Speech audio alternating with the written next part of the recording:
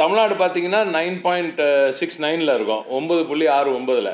இப்போ நம்ம பக்கத்து மாநிலம் ஆந்திரா வந்து 8.21 தான். ராஜஸ்தான் பார்த்தீங்கன்னா 7.82, கர்நாடகா பார்த்தீங்கன்னா 7.37, தெலங்கானா பார்த்தீங்கன்னா 6.79, மகாராஷ்டிரா கூட பெரிய மேனுஃபேக்சரிங் பவர் ஹவுஸ் சொல்லுவாங்க. நம்ம வந்து 9.69. மகாராஷ்டிரா இன்னைக்கு நம்பர் 1 அதாவது ஜிஎஸ்டிபியில் நம்பர் 1ன்னு சொல்கிறாங்க மகாராஷ்டிராவை. ஆனால் நம்ம வந்து 9.69, மகாராஷ்டிரா 7.27. ஸோ அதனால் நம்மளோட 2% கம்மி தான் அவங்களாம் வளர்ந்துருக்காங்க. இவ்வளோ பெரிய மாநிலமாக இருந்தால் கூட குறிப்பாக ஒன்றிய அரசோட ஒட்டுமொத்த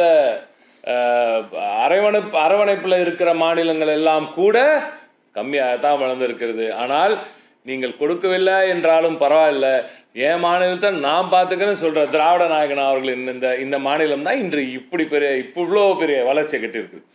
இப்போ ஒரு ஒன்றிய அரசு இது சரியாக பார்த்துருந்தா, இந்த மாதிரி பாரபட்ச வேலையெல்லாம் பண்ணாமல் சரியான ஜனநாயக ரீதியாக நடந்திருந்தா, ஒரு ஃபெடரலிசமை ஒழுங்காக மதிச்சிருந்தா இப்போ நம்ம இன்னும் எவ்வளோ பெருசாக பண்ணியிருக்கலாம். இதை தான் நாங்கள் சொல்லிகிட்டே இருக்கோம். நீங்கள் தமிழகத்தை வஞ்சிக்கிறீர்களே, நீங்கள் தமிழகத்தை வஞ்சிக்கும் பொழுது இந்தியாவையும் வஞ்சிக்கிறீர்கள். இதுதான் சொல்கிறோம். இவ்வளோ பெரிய பெர்ஃபார்மர் நம்ம, இவ்வளோ பெரிய பெர்ஃபார்மிங் ஸ்டேட். இந்த ஸ்டேட்டுக்கு உங்கள் உதவி இல்லாமல் உங்களோட இவ்வளோ பெரிய ஒரு வஞ்சக போக்கை தாண்டி நாங்கள் வளர்ந்துருக்கோம்.